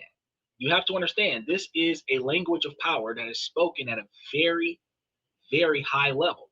Not too many people understand this. This is not a situation where you figure it out whenever it happens. You plan for the next step. One of the things that they have with the bonds, like you were talking about a bond, individuals can take the debt, leverage the debt by selling the debt to somebody else. When they're selling the debt to somebody else or selling the cost of the debt to somebody else with the expectation of interest, the debt can be paid by an investor. These securities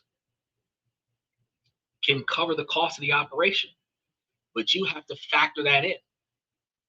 You can back by Fannie Mae and back by Freddie Mac, but this only happens when you're capable of pulling all of these strings in all of these different places, when everybody who sees the deal sees a profit in the deal.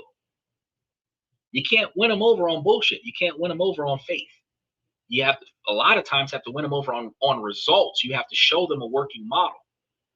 And then they're investing on expansion. The same way a bunch of people invested on a Cybertruck, $100 a person got on that Cybertruck list. 200-300 people put up $100. Well, two or 3 million people put up $100. That's well over 3 million. That's $300 million that he put up, and he can leverage that. Even if he leveraged that at 10%, if he's leveraging $300 million at 10%, he's getting $30 million, or not $30 million, $30 billion to walk through this deal, where none of that money's coming out of his pocket. He has to convince people that this is worth buying. that this is worth investing in. And then enough people that invest in it gives him the money to borrow the money to make it worth investing. And then the profits off of it being sold to the people who wanted it now cover the cost of making it and allowing money to go to the investors. Where he spent no money out of pocket for this hypothetical, it might work. But then when it does start working, it's no longer a hypothetical. It's actually a reality. So ultimately, the gap between how the rich and everyone else use debt comes down to your mindset. The average person is conditioned to chase the goal of being debt free. It's a defensive mindset rooted in fear. If I owe nothing, I am safe. Your income is your tool, and you use it to chip away at the burden of debt. It's not a bad thought, but it's not going to make you better. The wealthy operate from an offensive mindset. Their goal isn't to be debt free. Their goal is to have their columns of income producing assets grow so much faster than their debt that the debt becomes irrelevant. We call that the cost of doing business when you're making more money than you're spending, right? So think about it. Would you rather have zero debt and a $100,000 in assets, or would you rather have $10 million in debt backed by $50 million in cash flowing assets? The answer is going to be obvious. The wealthy understand that the absolute amount of debt is meaningless without the context of the asset it's set against, right? So for those of you that are driving a $20,000 car of any kind, Jetta or whatever, and you're making $50,000 a year off of that car as an Uber driver, the asset is offset by the profit. That's the value in it. You go buy you a Ford Fusion, you spent $20,000 for the Ford Fusion, you're making $75,000 in cash off of driving for Uber and Lyft. The profit from buying the car, the debt from buying the car is offset from the profit of using the car, right? This laptop cost me $500 in 2023. All the money that's made off of that laptop in the last 3 years offsets the cost of the laptop. The debt of whatever it is that you're trying to buy is supposed to be offset by the profits made from the usage of that asset. That's when it's an asset. Even investing into a podcast like this, when the podcast is paying more money than I'm paying into the podcast, that's when a podcast becomes a profit. It's a liability until it gets there, but it becomes a profit. It stays as a profit when it is there. This is going to redefine financial freedom for most people, because freedom is the absence of a monthly payment. For the rich, freedom is having assets that pay for your liabilities and then some, where you still got monthly payments, you're just not paying them. It's the freedom to use the bank's money to get even richer. And this requires a change in vocabulary. You stop thinking about paying things off and you start thinking about return on equity. You stop seeing a loan as a burden and start seeing it as a tool for leverage. You stop fearing debt and start respecting its power, learning to distinguish the bad debt that makes you poor from the good debt that builds the empire. This system is very powerful, but it is not without serious risks, because leveraging is a double-edged sword. Just as it magnifies gains, it can magnify losses with terrifying speed. The most immediate risk is a market downturn and a margin call. Go back to our leveraged investor. If the market dropped 20%, their $500,000 portfolio is now worth only $400,000. the exact amount of their loan.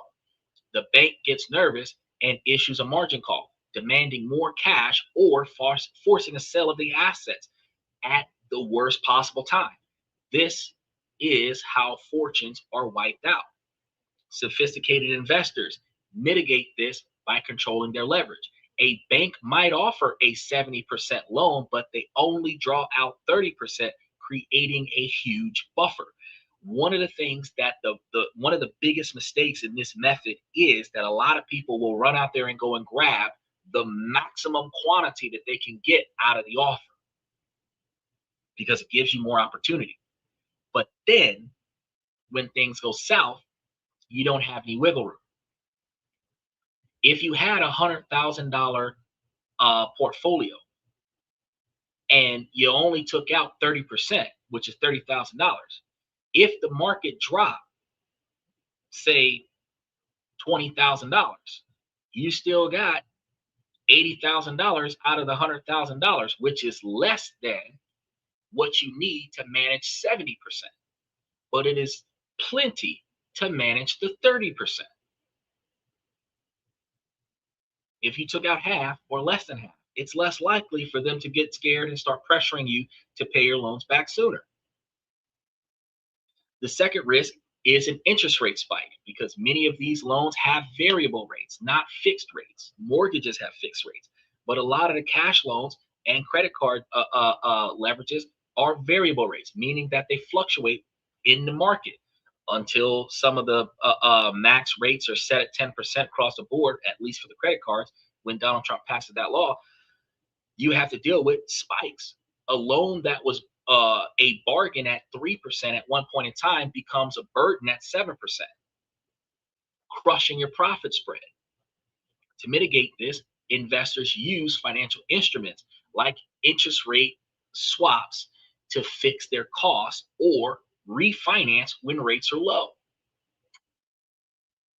which means that you can have a property that you've paid 50% of the mortgage on the property and you decide to remortgage it for another 30 years with another lender that has lower rates, which spreads your payments out, reduces how much you have to pay per month, which increases your opportunity cost for profit, but it also allows you to pay more towards your principal for the next 30 years. The asset staying in your possession while it's still being paid for by the tenant is what matters. Whether or not you own it mortgage free over the next 50 years does not matter. Because the difference between paying rent and paying a mortgage is that you can calculate how much you're going to owe in 10 years when you are paying a fixed mortgage. You can't calculate how much you're going to owe next year with the 4% spike on your rent. The third and most existential is a risk in policy and tax law changes. The buy, borrow, die strategy is legal now, but it relies on specific parts of the tax code, especially the step up in basis. You have to understand that at one point in time, they set a magnitude of about 13 to $15 million worth of estate tax that was exempt. Then they dropped it down to almost 5. When these things change, if you would have inherited a $50 million asset and estate tax hit, you would have been paying more money on the $5 million tax exemption than what you would have been paying on the $13,000 tax exemption. You have to understand the death tax, not the death tax, the inheritance tax and gift tax that you have to deal with, which you don't deal with probate tax. You don't deal with these things when you're in a trust. The trust has a lot of benefits for financial protection, but the trust doesn't have a lot of tax breaks on it. So the things that you want to roll over into the trust may still trigger a probate scenario for it to be put into the trust. If you reach an age in your life where you're like, let me just go ahead and sell it to the trust right now before something happens to me, and you put it into the trust while you're still alive, you can avoid that like a living will. But if you pass like Kobe before you had a chance to put the kids on the paperwork, you're going to be dealing with a probate scenario. You can't prepare for everything, but you can prepare for some things. These provisions are politically controversial. So for years, they have been proposals to eliminate the step up in basis. In fact, as recently as March of 2026, legislation like the Equal Tax Act was introduced with the specific goal of distributing the buy, borrow, die strategy, destroying it, and treating capital gains tax as realized taxes at death. While such proposals face major hurdles, the risk is always there that Congress could change the rules of the game where wealthy individuals will pass away, leaving billions of dollars that'll get hit. If it got hit at 30%, $1 billion getting hit at 30% is a lot of money. You're looking at almost $300 million per $1 billion that's there. That they're losing a third, well over a third of their assets in that dynamic. They would go from $4 billion to $3 billion easy. And for some people, well, it's just $3 billion. That's nothing. You would have a heart attack if you lost $1 billion to taxes. Doesn't matter how much money you got. If you would have lost $1 billion to taxes, you would drop a deuce easy. Now, y'all got to think about this. If this conversation has started to shift your perspectives, if you're beginning to see debt more than just a burden,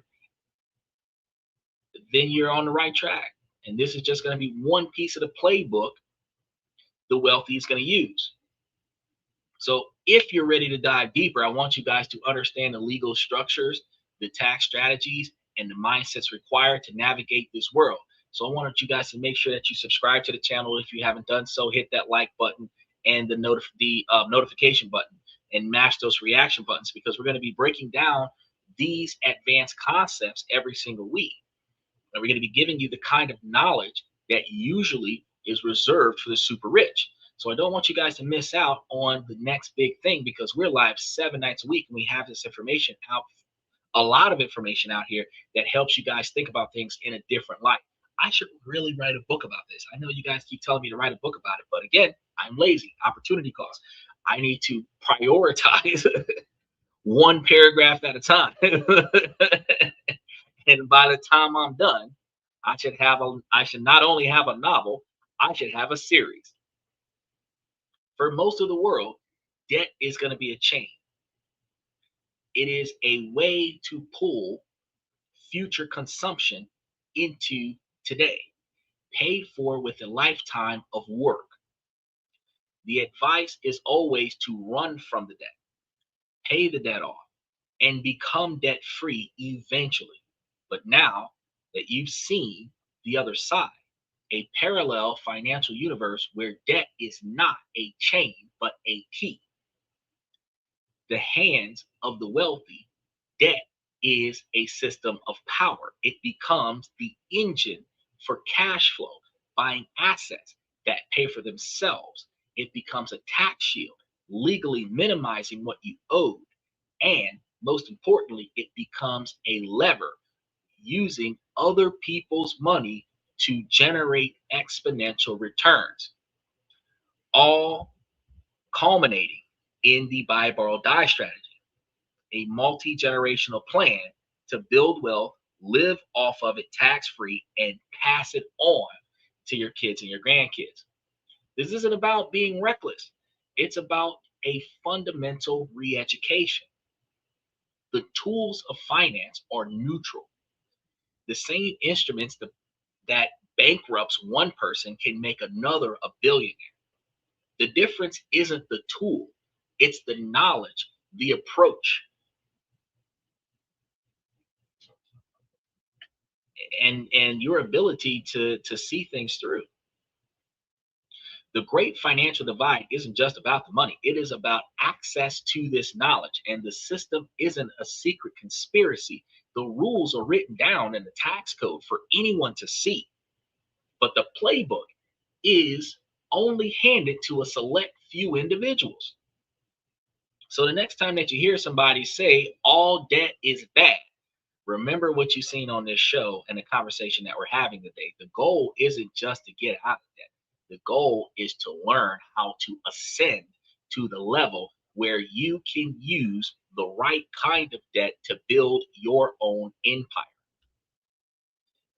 This is also going to play a high valued lever on your ability to impulse buy. Back in the day, buy me Prada, buy me Chanel, make me look good, blah, blah, blah. And now, higher value women that are going to be looking at that mindset as financially irresponsible are now going to start saying, no, those red bottoms do not turn me a profit.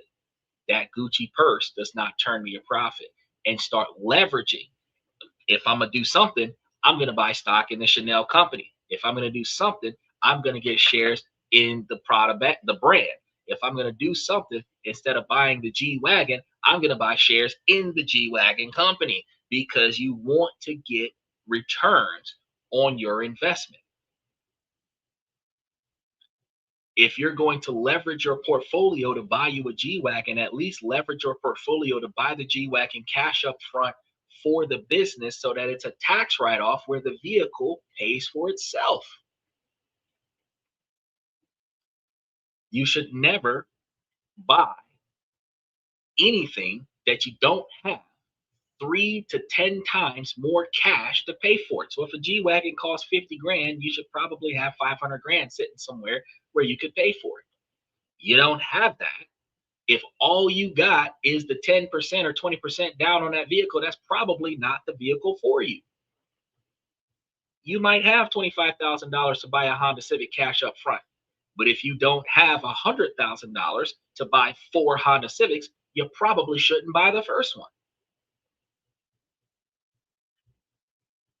That's the mindset of millionaires. What do you plan on doing with that car? Is that car going to pay for itself? Are you going to put it to work to make money for you? Is it your daily driver to get you to and from work? Or are you buying it just because it looks nice? When you start thinking about these types of questions, am I buying this because it looks nice? Am I buying it because it makes me feel good? Am I buying it for entertainment? Or am I buying it for a strategic financial purpose? That's when you start dealing with opportunity costs. You start dealing with where you could have put this money to make money for you versus this impulse buy that's not going to turn you a profit.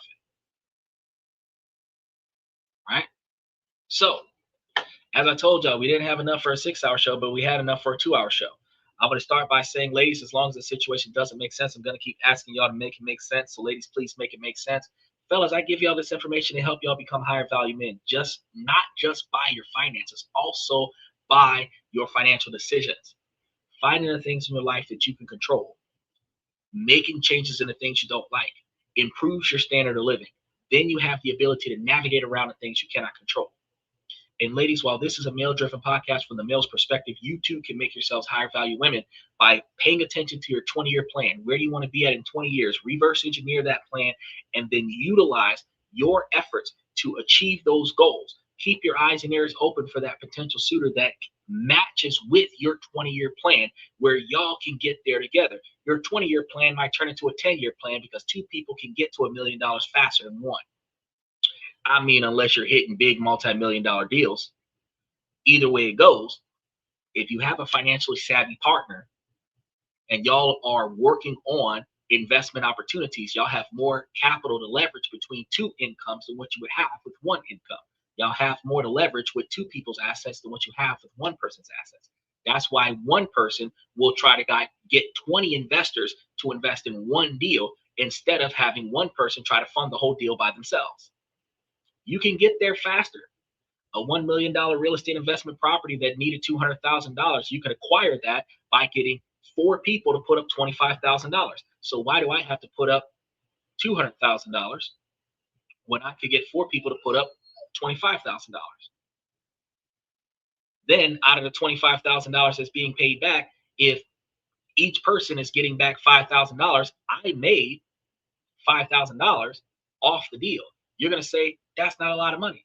But if I put up no money, I own $1 million property.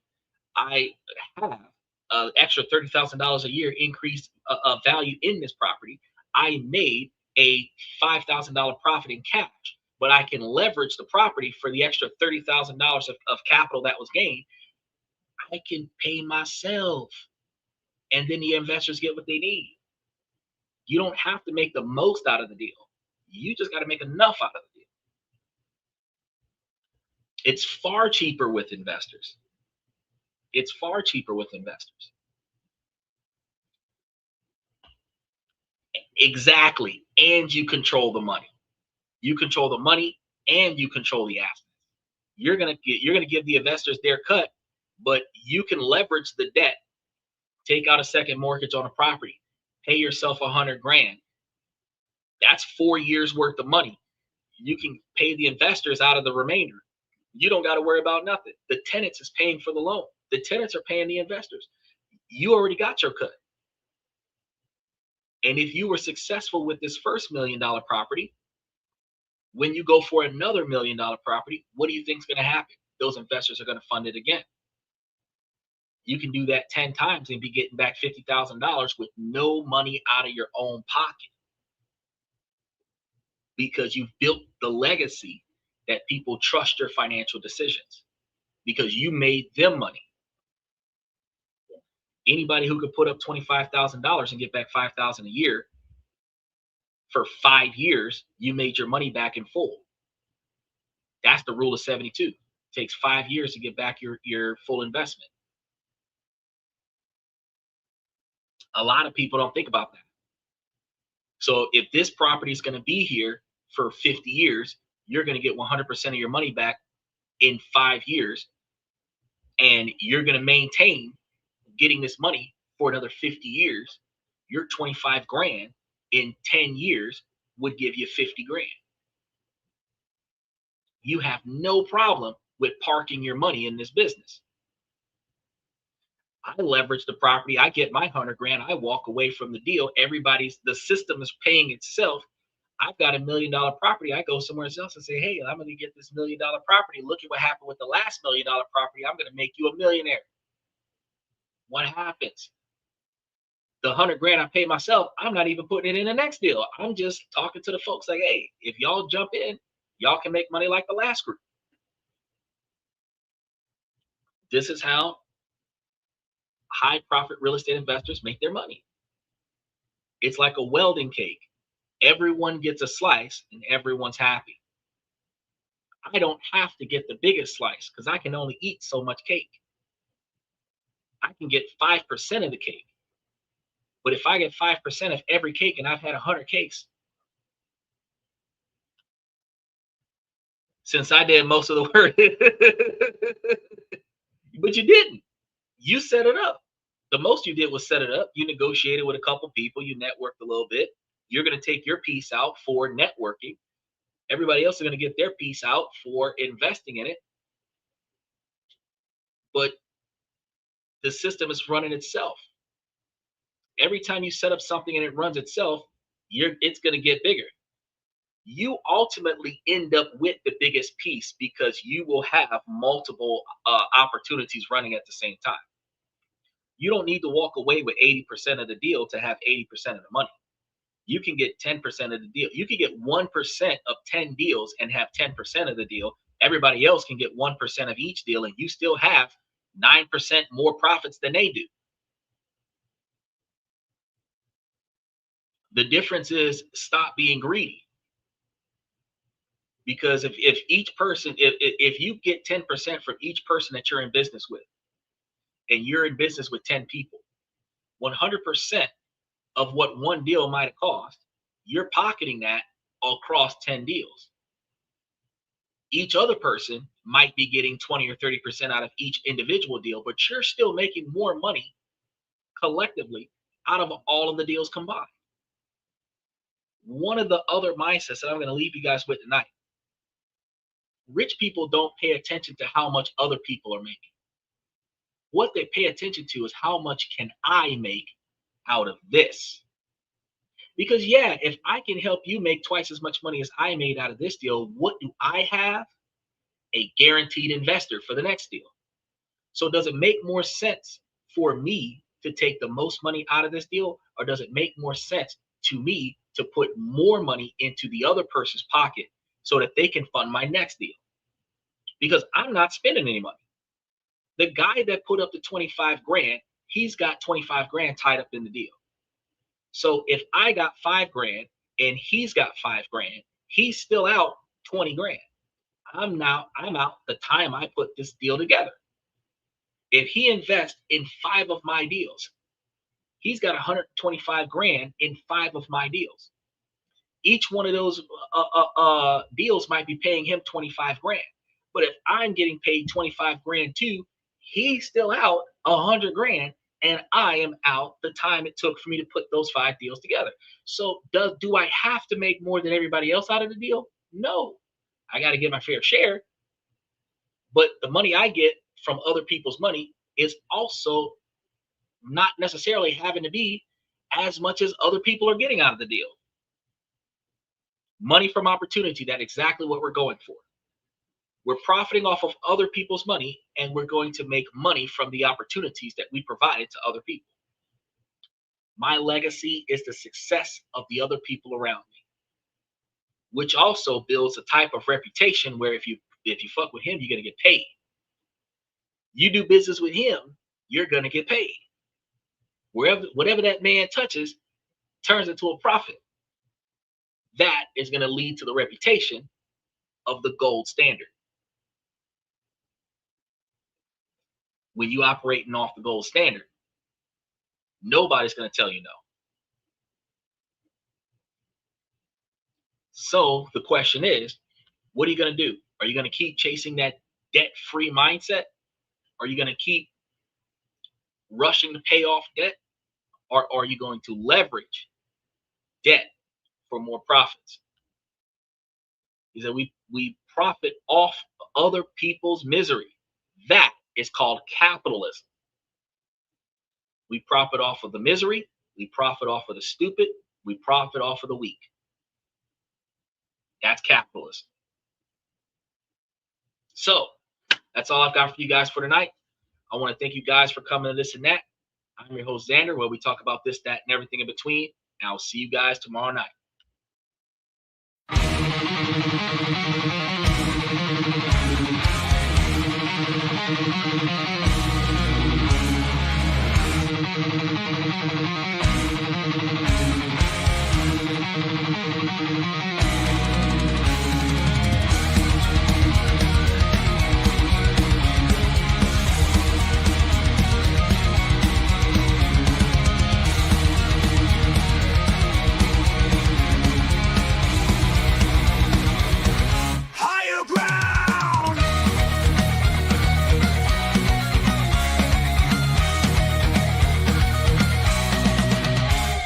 Chase validation, now I validate myself. Building inner strength, putting down upon the shelf. No more unnecessary drama, no more wasted time. Climbing higher, constantly making my own climb.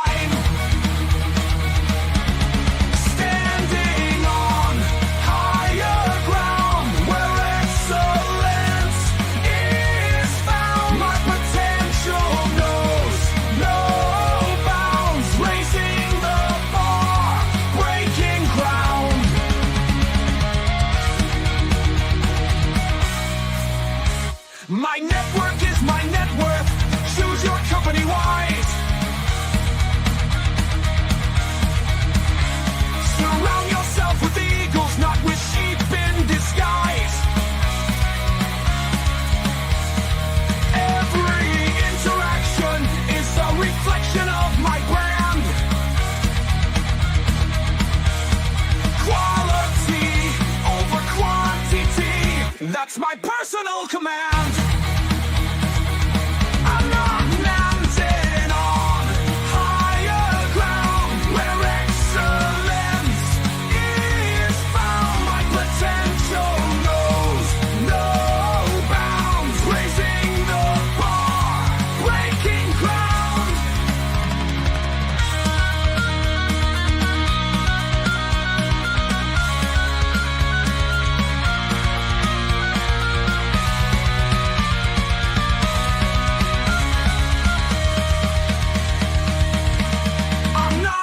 just living, I'm manifesting my vision, cutting through limitations with surgical precision.